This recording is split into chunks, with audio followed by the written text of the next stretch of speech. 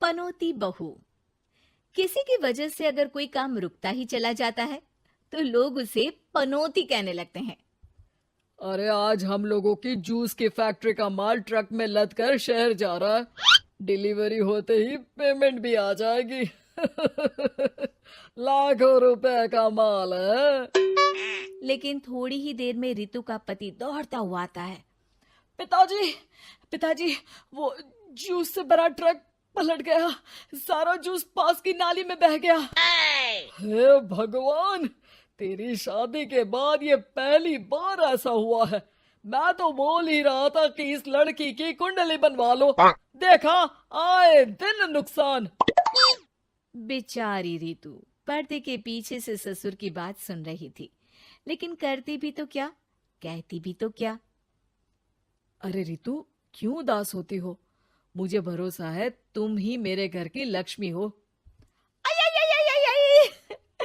अरे मेरे पैर में चोट लग गई है रितु, जरा चल डॉक्टर को दिखाते हैं। रितु सास के साथ डॉक्टर के घर जा ही रही होती है कि उसका पैर फंस जाता है और वो सास पर गिर जाती है। हाय रे, पहले से पैर टूटा था, अब ऊपर से मेरे ऊपर गिर गई। हे भगवान, उठा ले मुझे भगवान। आये, आये, आये, कोई उठाओ तो मुझे। हाँ सासू माँ, लाइए हाथ दीजिए, यहाँ बैठिए, मैं पानी लेकर आती हूँ। अरे अब तो डॉक्टर भी चला गया होगा। अरे इस लड़की के कारण पता नहीं मैं अपने पैरों पर खड़ी भी हो पाऊंगी कि नहीं। माँ, बहुत घबराहट हो रही है। कल मेरी अपनी खुद की फैक्ट्री शुरू होने वाली है। पता नहीं कैसा रहेगा मेरे लिए बिजनेस। अरे क्यों नहीं बेटा, अच्छा होगा। इतनी लगन और मेहनत जो की है तूने, बस तेरी बीवी का मनहूस साया ना पड़े। अरे जब से आई है कुछ ना कुछ मनहूस होता ही चला जा रहा है। कैसी बात कर रही हो माँ? एक तो वो अपना घर परिवार छोड़कर हमारे लिए यहाँ आई है, और तुम हो कि। दिन बीतते हैं और एक दिन। निकल इस घर से, मैं कहती हूँ निकल। जब से यह लड़की मेरे घर की बहू बनी है, हर जगह घाटा, हर जगह नुकसान। कभी सास का पैर टूट रहा है तो कभी जूस का ट्रक ही गिर जा रहा है। अरे अब तो हद ही हो गई। मेरे बेटे का इतना भारी एक्सीडेंट कि वो कोमा में चला गया। वो तो शुक्र है कि जान बच गई। नहीं नहीं, हम ऐसी लड़की को अपने घर में रख ही नहीं सकते। अब तो रितु को भी लगने लगता है कि वो मनहूस है। वो चुपचाप घर छोड़कर निकल जाती है। चलते चलते रितु एक जंगल में झोपड़ी में पहुंच जाती है, जहां एक साधु तपस्या कर रहे होते हैं। आ गए बेटी, क्यों परेशान होती है? ये तो जीवन का नियम है। इंसान हमेशा नकारात्मक चीजों को ही सुनता, देखता और समझता है। किसी की अच्छाई उसे नजर ही नहीं आती। आपने मुझे बेटी कहा है तो शरण भी दे दीजिए बाबा। मैं आपका सारा काम कर दिया करूंगी, बस आपके जीवन में मेरे जैसी बेटी की वजह से कुछ बुरा ना हो। साधु आंख बंद करके मुस्कुराता है और रितु उनके घर की बेटी बन जाती है। पिताजी, भोजन तैयार है, आकर खा लीजिए। बेटा, जो भोजन तूने बनाया है उसमें सांप का जहर है, वो खाकर मैं मर सकता हूँ। नहीं नहीं पिताजी, खाना तो मैंने अपनी आंखों के सामने बनाया है, यहाँ तो कोई सांप आया ही नहीं। ठीक है, फिर ला मैं खा लेता हूँ। साधु खाना खाने जाता ही है कि खाना रितु के हाथ से गिर जाता है और वो खाना बिल्ली खा जाती है। बिल्ली उस खाने को खाती ही मर जाती है। नहीं पिताजी, मैंने खाने में जहर नहीं मिलाया।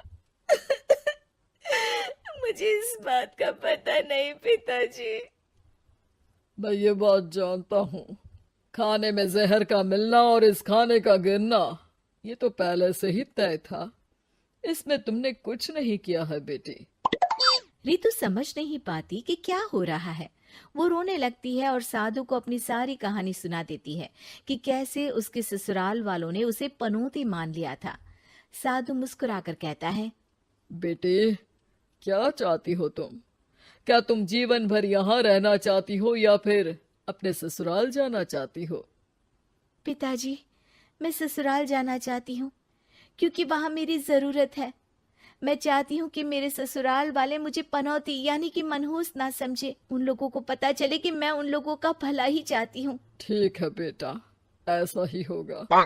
तो कल मेरे साथ चलना। दोनों अगले दिन रितु के ससुराल जाते हैं, जहाँ साधु के साथ रितु को देखकर सास कहती है, अरे वाह रे करम चली, हम लोगों के घर में तूफान लाकर चैन ना मिला तुझे। जब जादू टोटका करने के लिए ये बाबा बाबा बुलाकर किसी को लेकर आई है।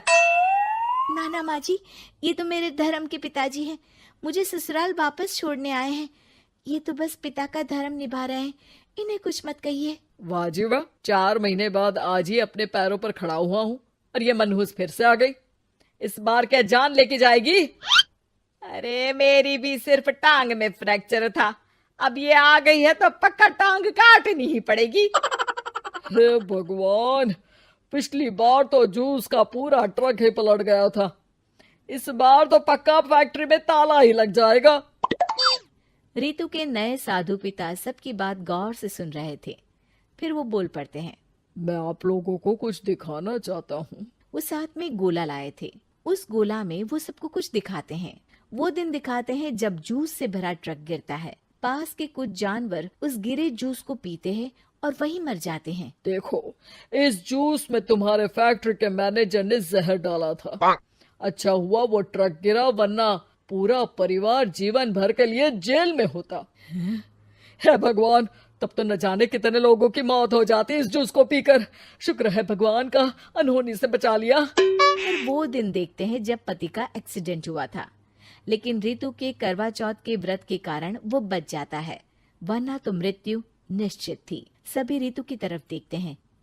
बाबा, मैं तो मनहूस नहीं हूँ। शुक्रिया बाबा, मेरे मन में जीवन भर का बोझ रहता कि मैं इन लोगों के दुख का कारण तो नहीं। नहीं नहीं बेटा, मनहूस तो ईश्वर किसी को नहीं बनाता। हर चीज का एक वक्त होता है और जो होना है वो तो होता ही है। मुझे माफ कर दे बहू, तू तो इस घर की लक्ष्मी है, रक्षक भी है। हम लोगों को माफ कर दे बेटा।